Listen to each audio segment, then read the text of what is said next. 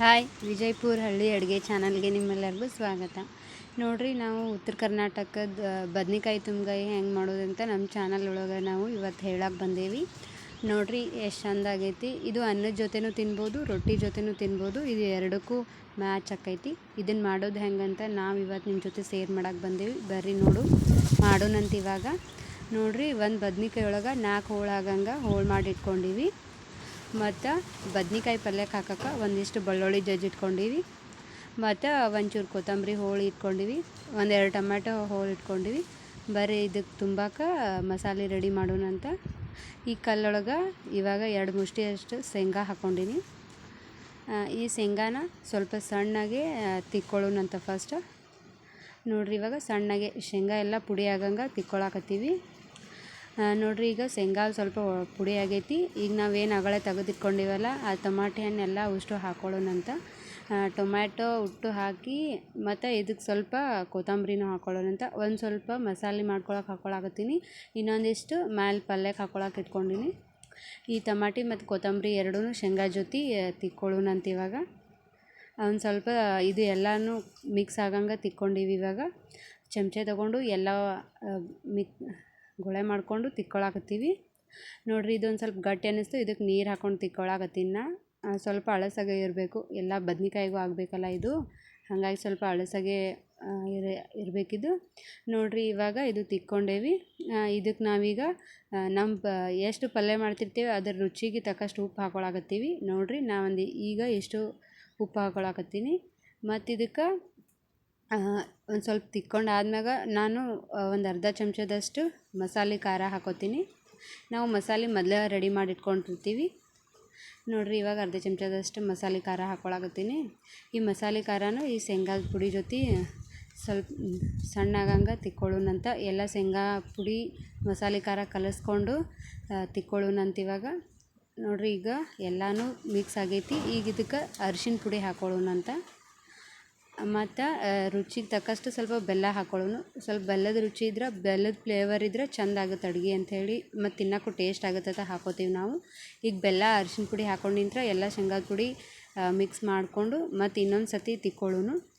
ನೋಡಿರಿ, ಹಿಂಗೆ ತಿಕ್ಕೊಂಡ್ರೆ ಮಸಾಲೆ ರೆಡಿ ಆಯ್ತು ರೀ. ಈಗ ಶೇಂಗಾದ ಪುಡಿ ಅದೆಲ್ಲ ಹಾಕಿ ತಿಕ್ಕೊಂಡಿದ್ದು ಬದ್ನಿಕಾಯಿಗೆ ತುಂಬ್ಕೊಳ್ಳೋಣಂತ. ಈಗ ಇದು ರೆಡಿ ಆಗೈತೆ ರೀ. ಇದನ್ನೆಲ್ಲ ಒಂದೇ ಕಡೆ ಗೊಳೆ ಮಾಡಿ ಇಟ್ಕೊಳ್ಳೋಣಂತ.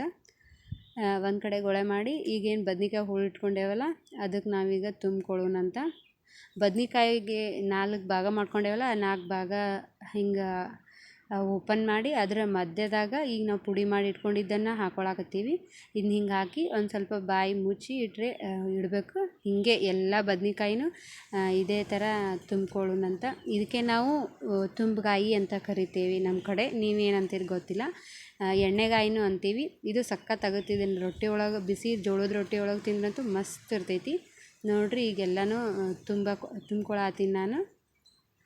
ಇವಿಷ್ಟು ತುಂಬಿಟ್ಕೊಂಡು ಆದ್ಮ್ಯಾಗ ಈಗ ಕಲ್ಲಿಗೆ ಹತ್ತಿರ್ತೈತಲ್ಲ ಶೇಂಗಾದ ಪುಡಿ, ಅದನ್ನಾರ ಯಾಕೆ ವೇಸ್ಟ್ ಮಾಡ್ಬೇಕಂತ ನೀರು ಹಾಕಿ ಸ್ವಚ್ಛಗೆ ತೊಳೆದು ನಾ ಏನು ಪ್ಲೇಟ್ ಒಳಗೆ ಹಾಕಿಟ್ಕೊಂಡಿನಲ್ಲ ಬದ್ನಿಕಾಯಿಗೆ, ಅದಕ್ಕೆ ಇದನ್ನ ಹಾಕೋತೀನಿ.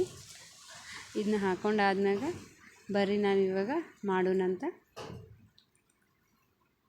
ಅಷ್ಟು ಹಾಕ್ಕೊಂಡು ಯಾವುದು ವೇಸ್ಟ್ ಮಾಡಬಾರ್ದಂತ ಹಾಕ್ಕೊಂಡೀನಿ. ಈಗ ಬರ್ರಿ, ಒಲೆ ಹತ್ತೈತಿ. ಒಲೆ ಮ್ಯಾಗ ಒಂದು ಬೊಗಣಿ ಇಟ್ಟೀನಿ. ಈಗ ಎಣ್ಣೆ ಹಾಕ್ಕೊಳಕತ್ತೀನಿ. ಎಣ್ಣೆ ಹಾಕೊಂಡಿದ್ರೆ ಈಗ ಒಂದು ಸ್ವಲ್ಪ ಜೀರಿಗೆ, ಒಂದು ಸ್ವಲ್ಪ ಸಾಸಿವೆ ಹಾಕ್ಕೊಂಡು, ಜೀರಿಗೆ ಸಾಸಿವೆ ಚಟಪಟ ಅಂದಿಂತ್ರ ನಾವೇನು ಅಗಳೆ ಬೆಳ್ಳುಳ್ಳಿ ತೆಗೆದಿಟ್ಕೊಂಡಿದ್ದೇವಲ್ಲ, ಈಗ ಬೆಳ್ಳುಳ್ಳಿ ಹಾಕೋಣಂತ. ಬೆಳ್ಳುಳ್ಳಿನೂ ಎಣ್ಣೆ ಜೊತೆ ಕುದಿಯಾಕತ್ತೈತಿ. ಒಂದು ಸ್ವಲ್ಪ ಚಮಚ ತೊಗೊಂಡು ತಿರುವಾಡೋಣಂತ. ಈಗ ಚಮಚ ತೊಗೊಂಡು ತಿರುವಾಡಕತ್ತೀವಿ. ಈಗ ಆಯ್ತು ರೀ. ಇವಾಗೇನು ರೆಡಿ ಮಾಡಿ ಇಟ್ಕೊಂಡಿದ್ನಲ್ಲ ಬದ್ನಿಕಾಯಿ, ಅದನ್ನು ಒಂದೊಂದಂತೆ ಇದ್ರೊಳಗೆ ಹಾಕ್ಕೊಳ್ಳೋಣಂತ. ನೀರದೆಲ್ಲ ಹಾಕಿಟ್ಕೊಂಡ್ರೆ ಚಲೋ ಅನ್ಸಂಗಿಲ್ಲ, ಎಣ್ಣೆ ಎಲ್ಲ ಹತ್ತಂಗಿಲ್ಲ ಹೋಳಿಗತ್ತ. ಹೋಳು ಅಷ್ಟೇ ಹಾಕ್ಕೊಂಡು ಚಮಚೆ ತೊಗೊಂಡು ನೀಟಾಗಿ ಎಣ್ಣೆ ಎಲ್ಲ ಹತ್ತಂಗೆ ತಿರುವಾಡೋಣಂತ. ನೋಡಿರಿ, ಈಗ ಎಣ್ಣೆ ಹೆಂಗೆ ಹತ್ತಾಕತ್ತೈತಿ ಬದ್ನಿಕಾಯಿಗೆ, ಸಖತ್ತಾಗಿ ಹತ್ತಾಕತ್ತೈತಿ. ನಿಮಗೂ ಕಾಣಿಸ್ಲಾಕತ್ತೈತಿ. ನೋಡಿರಿ ಎಷ್ಟು ಚಂದ ಹತ್ತಾಕತ್ತೈತಿ. ಒಂದು 10 ನಿಮಿಷ ಇದನ್ನು ಹೀಗೆ ತಿರುವಾಡ್ಬೇಕು ರೀ. ಎಣ್ಣೆ ಎಲ್ಲ ಹತ್ಬೇಕತ್ತ. ಏನು ಶೇಂಗಾದ ಪುಡಿ ಅದು ಇರ್ತೈತಲ್ಲ, ಅದನ್ನು ಹಾಗೆ ಬಿಟ್ಟೇವಂದ್ರೆ ಬೊಗಣಿಗೆ ಹತ್ತೈತಿ. ಹಾಗಾಗಿ ಇದನ್ನು ಒಂದು ಸ್ವಲ್ಪ ತಿರುವಾಡಬೇಕು. ನೋಡಿರಿ, ಈಗ ತಿರುವಾಡೀವಿ. ಎಣ್ಣೆ ಎಲ್ಲ ಎಷ್ಟು ಚಂದ ಹತ್ತೈತಿ. ಇದನ್ನ ಒಂದು 10 ನಿಮಿಷ ಹಿಂಗೆ ಬಿಟ್ಟು ಕುದಿಸ್ಕೊಂಡು ನೋಡಿರಿ ಬದ್ನಿಕಾಯಿ ಹೋಳಿನ ಕಲರ್ ಚೇಂಜ್ ಆಗೈತಿ. ಇವಾಗ ಏನು ಅಗಳೆ ತೆಗೆದಿಟ್ಕೊಂಡಿದ್ದೇವಲ್ಲ ನೀರು, ಇದನ್ನು ಇದಕ್ಕೆ ಹಾಕೋಣಂತ. ಇದನ್ನ ಇಷ್ಟೇ ಹಾಕಿ ಕುದಿಸ್ಕೊಂಡ್ರೆ ರೊಟ್ಟಿ ಜೊತೆ ತಿನ್ನೋಕೆ ಚಲೋ ಅನ್ನಿಸ್ತೈತಿ. ನಾವು ಅನ್ನ ಜೊತೆನೂ ಬೇಕಂತ ಹೇಳಿ ಜಾಸ್ತಿ ನೀರು ಹಾಕೊಳಕತ್ತೀವಿ. ಇದನ್ನು ಮಾಡಿ ಇಟ್ಕೊಂಡೇವಂದ್ರೆ ಅನ್ನ, ರೊಟ್ಟಿ, ತಂಗಳು ರೊಟ್ಟಿ ಎಲ್ಲದಕ್ಕೂ ಕಾಂಬಿನೇಷನ್ ಮಸ್ತ್ ಆಗುತ್ತೆ ರೀ. ಹಾಗಾಗಿ ನೋಡಿರಿ ಭಾಳಷ್ಟು ನೀರು ಹಾಕ್ಕೊಂಡು ರಸ ಮಾಡ್ಕೊಳಕತ್ತೀನಿ ನಾನು. ಇದನ್ನ ಇಷ್ಟೇ ಹೋಳು ಕುದಿಸ್ಕೊಂಡ್ರು ಚಲೋ ಅನ್ನಿಸ್ತೈತಿ. ನೋಡಿರಿ ಇವಾಗೆಲ್ಲ ಹಾಕಿ ಇದನ್ನೊಂದು 10 ನಿಮಿಷ ಹಿಂಗೆ ಕುದಿಸ್ಕೋಬೇಕು. ಇವಾಗ 10 ನಿಮಿಷ ಆಗೈತ್ರಿ. ಇದು ತೆಗೆದು ನೋಡೋಣ ಈಗ ಹೆಂಗೆ ಕುದಿಲಾಕತ್ತೈತಿ ನೋಡಿರಿ ಬದ್ನಿಕಾಯಿ. ಒಂದು ಸ್ವಲ್ಪ ಇದನ್ನು ತಿರ್ವ್ಯಾಡೋಣಂತ. ತಿರ್ವ್ಯಾಡಿ ಒಂದು ಬದ್ನಿಕಾಯಿ ತಗೊಳ್ಳೋನು ಕುದೈತನ್ನು ನೋಡಬೇಕಲ್ಲ. ಇವಾಗಿದು ನೋಡ್ಲಾಕತ್ತೀವಿ. ಇದು ಇನ್ನೂ ಹಣ್ಣಾಗೆ ಕುದಿಬೇಕು. ಇದು ಏನು ಕುದ್ದಂಗೆ ಅನ್ಸಲ್ಲ, ಬಿರ್ಸೈತಿ. ಒಂದು ಸ್ವಲ್ಪ ಹಣ್ಣಾಗೆ ಕುದಿಬೇಕು ರೀ. ಬದ್ನಿಕಾಯಿ ತುಂಬ್ಗಾಯಿ ಯಾವಾಗಲೂ ಒಂದು ಸ್ವಲ್ಪ ಹಣ್ಣಾಗೆ ಇರಬೇಕು. ಇದು ಕುದ್ದಿಲ್ಲ. ವಾಪಸ್ ಹಾಕಿ ಒಂದು ಸ್ವಲ್ಪ ತಿರ್ವಾಡಿ ಮತ್ತು ಮುಚ್ಚಿಡ್ಲಾಕತ್ತೀನಿ ನಾನು. ಒಂದು ಸ್ವಲ್ಪ ತಿರ್ವಾಡಲಿಲ್ಲ ಅಂದರೆ ಚಲೋ ಅನ್ಸಂಗಿಲ್ಲ, ಹೋಳೆಲ್ಲ ಕುದಿಯಂಗಿಲ್ಲ. ನೋಡಿರಿ ಇವಾಗ ಮುಚ್ಚಿಡಾಕತ್ತೀನಿ. ಮುಚ್ಚಿ 15 ನಿಮಿಷ ಬಿಟ್ಟಿದ್ದೆ ನಾನು, ಎಲ್ಲ ಚೆಂದಾಗಿ ಕುದಿಬೇಕತ್ತ. ಇವಾಗ ಇದು ಕುದಿಲಾಕತ್ತೈತಿ. ನೋಡಿದರೆ ಅನ್ನಿಸ್ತೈತಿ ಬದ್ನಿಕಾಯಿ ಹಣ್ಣಾಗ್ಯದಂತ. ಇದು ರೆಡಿ ಆಗೈತ್ರಿ. ಏನು ಕೊತ್ತಂಬರಿ ತೆಗೆದಿಟ್ಕೊಂಡಿದ್ನೆಲ್ಲ ನಾ ಅದನ್ನು ಇದಕ್ಕೆ ಈಗ ಹಾಕ್ಲಾಕತ್ತೀನಿ.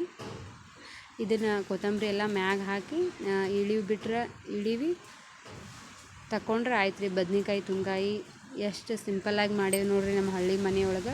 ಈ ವಿಡಿಯೋ ನಿಮ್ಗೆ ಇಷ್ಟ ಆಗಿದ್ರೆ ವಿಡಿಯೋಗೆ ಲೈಕ್ ಮಾಡಿರಿ, ನಮ್ಮ ಚಾನಲ್ ಸಬ್ಸ್ಕ್ರೈಬ್ ಮಾಡಿರಿ. ಇದೇ ಥರ ಹೆಚ್ಚಿನ ವೀಡಿಯೋಗಳು ನಮ್ಮ ಚಾನಲ್ ಒಳಗೆ ಸಿಗ್ತಾವ್ರಿ. ಇಷ್ಟೊತ್ತನ ಟೈಮ್ ಕೊಟ್ಟು ನಮ್ಮ ವಿಡಿಯೋ ನೋಡಿದ್ದಕ್ಕೆ ನಿಮ್ಮೆಲ್ಲರಿಗೂ ಧನ್ಯವಾದಗಳು ರೀ. ನಮ್ಮ ಹಳ್ಳಿ ಚಾನಲ್ ಸಪೋರ್ಟ್ ಮಾಡಿರಿ. ನಿಮ್ಮೆಲ್ಲರ ಸಪೋರ್ಟ್ ಇದೇ ರೀತಿ ಇತ್ತಂದ್ರೆ ನಾವು ಹೆಚ್ಚಿಗೆ ವೀಡಿಯೋ ಮಾಡ್ತೇವೆ ರೀ.